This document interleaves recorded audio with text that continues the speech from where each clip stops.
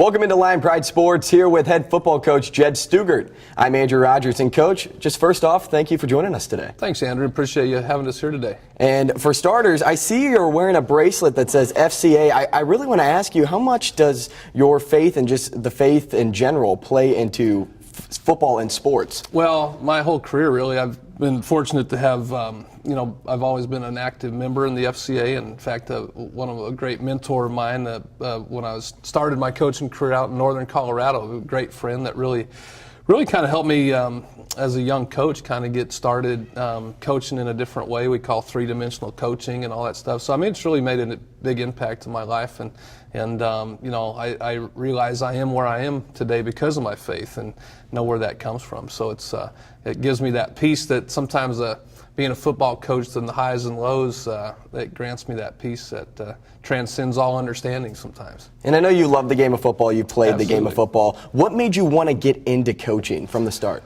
Well, at first, when you're younger, you're just kind of trying to find a career, and I was kind of going a whole different direction. Football, after I got into play college football, I really didn't have an interest in coaching. I was doing something else and really had another type of passion, a whole different career. But that kind of led me back to helping a guy out at a high school a few years later, just to kind of pass some time. And before I knew it, the next year, I was volunteering at a college in Greeley, Colorado, at northern Colorado, and before I knew it, I was a graduate assistant, and it just kind of, all of a sudden, I was in the world, because obviously, when I did start coaching, I really I loved relationships with the players. I mean, you start realizing where they come from, the challenges they're trying to face in life, all these things that just go beyond just football, and I started realizing I just was able to have a good connection with them and learn from them. They learned from me. It was one of those things, and it just became a great passion of mine. And that's where I learned my course for life was headed into the football coaching world. And you talk about a lot of these players that, that just kind of come out just everywhere and anywhere. And they have to overcome challenges, but also you have to overcome challenges working with a lot of these players. What kind of challenges have you already had to overcome in your career? Well, you see that's what I love about sports, and it's really what I love about football teams, is you have, it crosses over every social, ethnic, cultural, whatever. I mean, it crosses over all those lines, and to put a team together where guys start to love each other and learn from each other and see that there's guys that come from all sorts of backgrounds. With those, obviously, a lot of kids that have a lot of challenges in life. They have had obstacles that you and I couldn't even imagine, and to come into a team and so obviously some of those challenges, I look at are blessings to be able to try to be a part of helping kids maneuver through some of that. Because, in a 22 or 23 year career, I've seen a lot of things, a lot of heartache, a lot of struggles kids have gone through. It seems like every year kids are facing, family deaths or very cancer, different things that they're struggling with while they're trying to do academics, while they're trying to do football.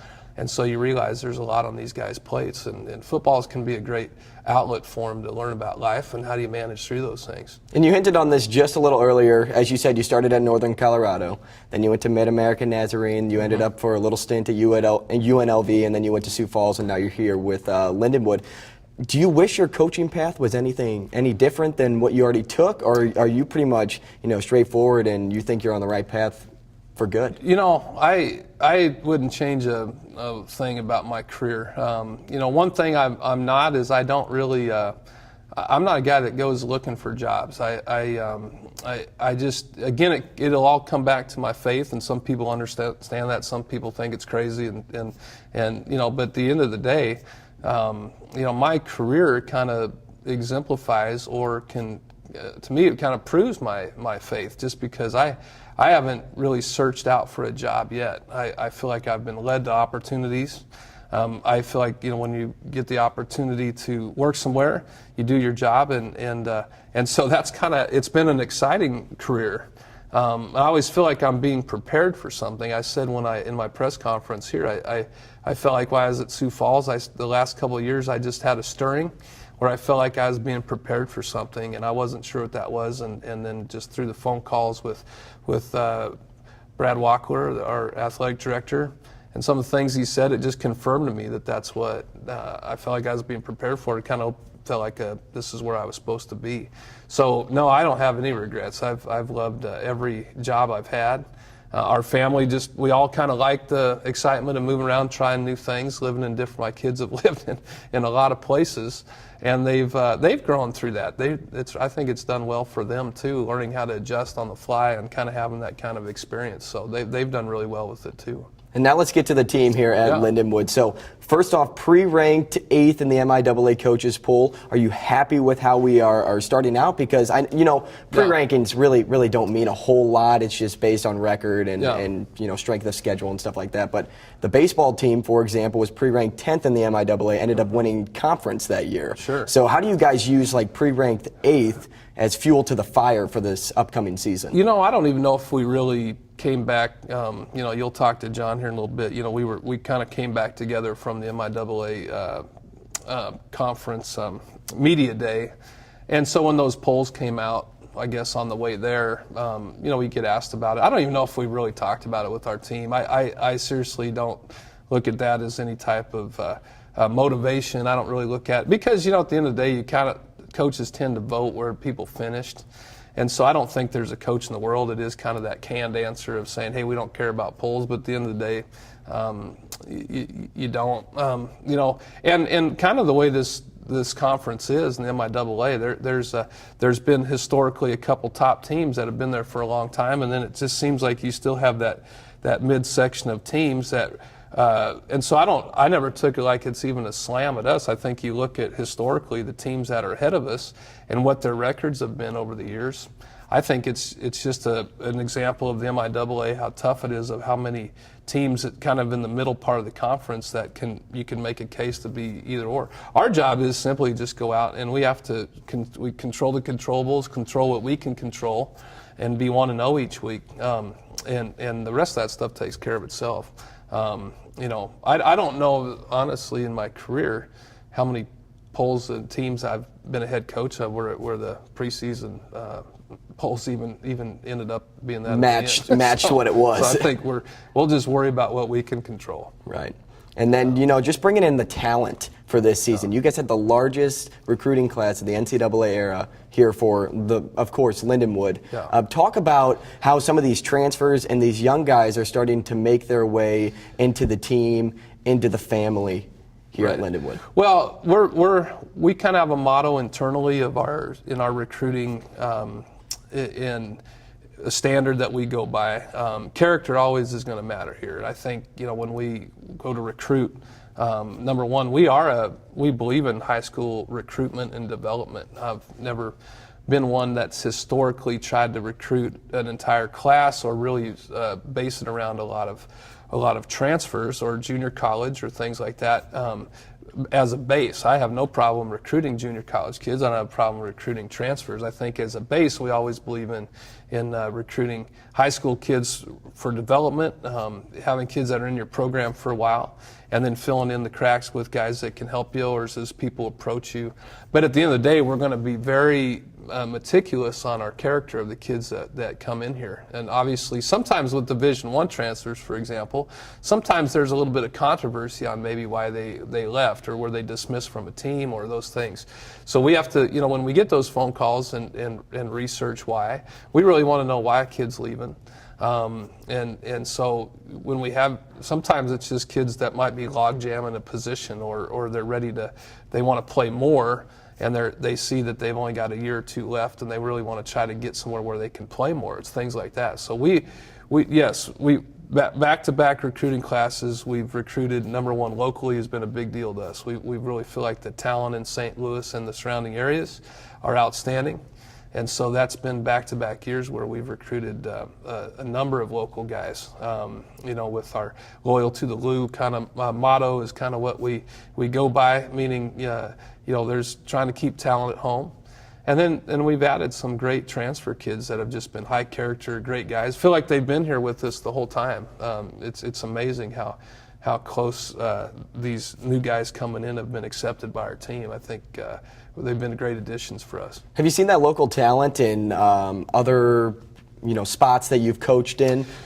Well, yeah, I mean, like in South Dakota, it's tough in Sioux Falls. It's a town of 157,000 people. It's a little different in a place like that because your next biggest cities sometimes would be an hour and a half, 2 hours, 3.5 hours away. Minneapolis, for example, Omaha, the Lincoln area was a little far. So you had, yes, you had to try to get the top kids, when you're in a place like that. But nothing like, in this metropolitan area of St. Louis. I mean, there's so many schools, so much talent. It's a great benefit to be sitting here in this surrounding area of St. Charles, of all the talent that's around. So it is a great benefit because that's an example. We obviously would try to get the best kids locally in the areas that we were at. But man, you had to scour out and go hit some big cities, which was a lot of travel, a lot of distance. And so that's what intrigued me about this job, too, was just from a recruiting standpoint, is the amount of talent just within 30, 40, 50 minutes away. And now, since we've talked about the team basically all together, now it's all about week one. What is the preparation looking like going into Washburn? Well, Washburn sure. Coming home, I should say. Yeah. I think it was an interesting approach. Sometimes we go into seasons where what are we going to kind of make the theme about? So, I've been on teams where we've made our first week opponent the focus from winter workouts all the way through spring ball, all the way through summer, through some of our leadership with guys like John and our captains and things like that, and our Unity Council guys. I mean, it seemed like listening to them a lot was interesting because they said, we really need to make it about our team right now, becoming a team, becoming unified. And so we haven't spoke too much about Washburn in the off season. We were talking about ourselves, getting our house in order, getting guys bought in completely, work hard. And I've loved that strategy because the roar last night in our last team meeting, we had kind of a fun little rookie show celebration. It was just a fun time to be together and picked our captains, those things. But just that roar when I said, hey, Thursday we're on to Washburn, and it's just like this relief of saying finally we're on to our opponent. Now we've broke down a couple times, beat Washburn. I mean, yeah, we've talked a little bit about it, but now we have to get to work. We feel like our team's really come together. We feel like they're focused. And so now coach preparation-wise, we've been preparing for Washburn for quite a while. I mean, you kind of start that in the summertime and get some game plans put together already for our first few opponents. So coaches, we've been working hard at that. Now it's time to get our game plan put in for these guys and let them go hit somebody else. And that all starts with the turf, right? The brand new turf. Brand new turf. How are you guys liking that? Love it. Yeah, it's fun. It's the old turf was pretty, I would say, hard. Yeah, definitely a little rougher. It was just worn out, and so it's been awesome. The facilities at Lindenwood are top notch anyway, and then to add those that field has just been outstanding. We appreciate the support from our administration and for the athletes that use that. It's much appreciated by us. And back to the players, who stands out to you this year? Oh man, that's a tough question because it's not a tough question. We'd be standing so much here. Talent. I think what stands out to me is the attitudes. I don't say that despairingly to like our last year's team because I think. When you just change a different direction, right, wrong, or indifferent, it takes kids some time to really kind of understand, okay, this is what, to buy into that. And so many kids stand out just from guys that I've seen just flip. We've had, it's been fun, if you're talking about guys standing out. I mean, John Harris that you'll be talking to, an NFL prospect that since last year we're starting to see, I think we've had 10 or 11 NFL scouts through our camp already, and because not just John, because we've added a couple other guys, a kid named Cam Sanders that we'll be seeing, a running back that transferred in here. We had a corner from the University of Indiana, Tyler Green, that's really come in here and made a part on this team right away, even showing some leadership right away coming here in the summer. But I just look at even the guys that we've recruited. Some of these guys that have been here that are stepping up. And I could, Drew Sears and C.J. Bevins in our linebacker, two linebackers right now that could make a case for being two of the top linebackers in this conference. I think our defensive line might be, unbiased, might be one of the better D lines in this conference. I think that's going to be really an anchor to our defense because we've not with just John with Uchenwa Egwonwu. I'll just say that once so I don't get tongue-tied. Another defensive end, you've got Antonio Davis in the tackle alongside John. So, and then in our secondary, like I said, we returned some guys. Darius Williams at safety that was a starter from last year. That's another leader that's come on. Offensively, we turned over a lot of receivers. We got a lot of new faces on the receiver corps, but there's a bunch of guys that are starting to stand out there. Cade Brister, a redshirt freshman that we redshirted last year, that's kind of been in a battle with Max Mailer at the quarterback spot. But Cade's kind of been having a little bit of the lead a little bit, but Max is right there on his heels. And so there's been a great competition there. And I'm going to forget people, obviously. Just so much talent. Yeah, I just love our offensive line, too. I think we're starting to look a little bit more physically like an MIAA defense or offensive line. And that's a point of emphasis when we got here to recruit is we've got to win the trenches. And so that's been, there'll be some standouts in there too. So that'd be another show right now based on guys that are impressing me.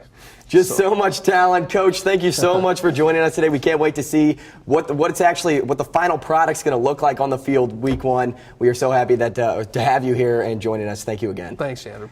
When we come back, we're going to catch up with John Harris of the Lindenwood football team. I can't wait. He's a tremendous talent. He'll be next on Lion Pride Sports.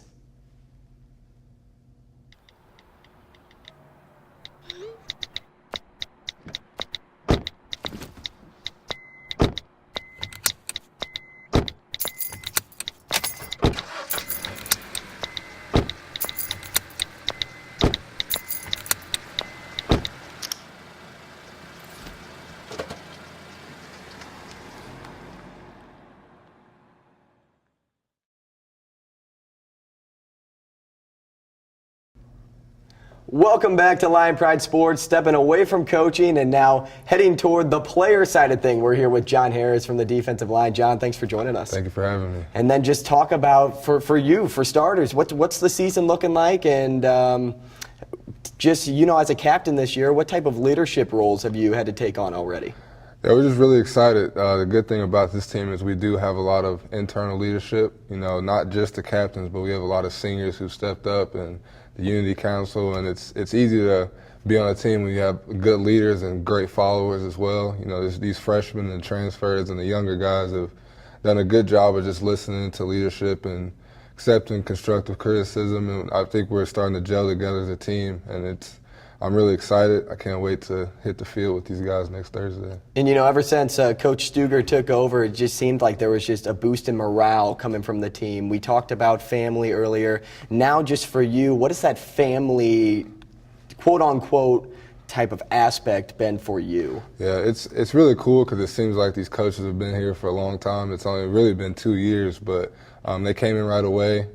You could tell that they just really cared for us and loved us, and it was contagious. We started to see it within the team, and morale has been boosted, especially because we've seen so much improvement, especially from last year. And we didn't have the record we wanted, but we're planning on fixing that this year, and we just continue to improve. We had guys who came back, and it didn't feel like we were completely restarting this camp. It felt like we just hit the ground running, and we were able to just get right into improving and just getting better as a team. And then just talk to me just for a second here. Bear with me. It's going to be a little funny. So I was never able to play football growing up. As you can tell, I don't really have the build for it, believe it or not. I don't know. That'll save that for a different day. But I want to get into a football player's mind here. Okay, so when you're preparing for a game, what type of things do you do? And they may be a little weirder or superstitious, some may say, but just talk about, like, for those that don't know, what it's like to be a football player on game day.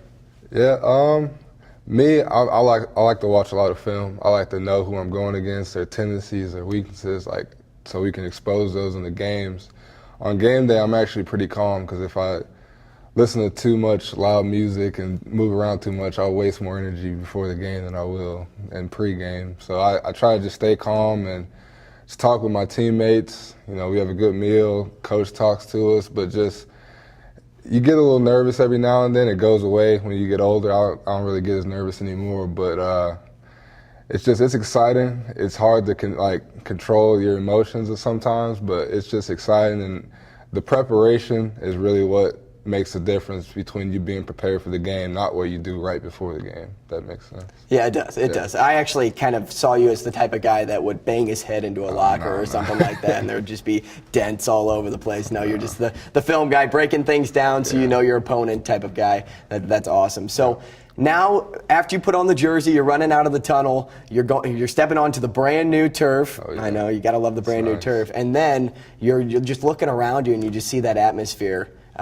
How much does that just pump you up for a game? It means a lot, especially because most of the time when I go out, I try to find my family. I try to text them before, try to see where they're sitting. And I mean, just seeing them out there, and I mean, just the roar from the crowd. The feeling is addicting. I'm gonna miss it after this season, but it just feels so good, especially just taking the field with your brothers, especially because you know how much work you put in, especially this first game, because we've been working towards Washburn since Christmas, like that break, and it's just gonna feel so good taking the field with these guys. I can't wait. Just the anticipation is just killing not just you, but everybody on the team. Yeah. So talk about, how do you prepare for a team from winter? Like, how do you even do that? This year I think we changed it a little bit, because it seems like during spring ball and last offseason we were talking a lot about UCO. That was our first game last season. But this season we've really just been focusing on ourselves, because we know that if we do what we have to do, it's going to be hard to beat us regardless of who we're going against. So we've just been competing against each other. We've been running our own stuff, perfecting that, and we've just been going at it this camp. And we concluded camp last night, but when we come back on Thursday, we're going to really start focusing on Washburn. So we haven't too much been focusing on the first game, but I don't want you to think that we haven't been thinking about them at all. But we've been really focusing on ourselves so we can perfect our craft and really get good at what we do. And chemistry always comes first. If you don't have chemistry, you won't be able to perform as a full-out team on the field. It makes perfect sense, I should say. Now let's go back to you. Okay, so you got here in 2014. You redshirted, and then you kind of just worked your way up the totem pole. Third team MIAA, then last year first team MIAA, and you keep growing as an athlete, not only in your craft, but making players around you better at the same time. Talk about just how you have grown as a player here at Lindenwood. Yeah, I really learned a lot from the people around me. When I got here, I just kind of accepted my role.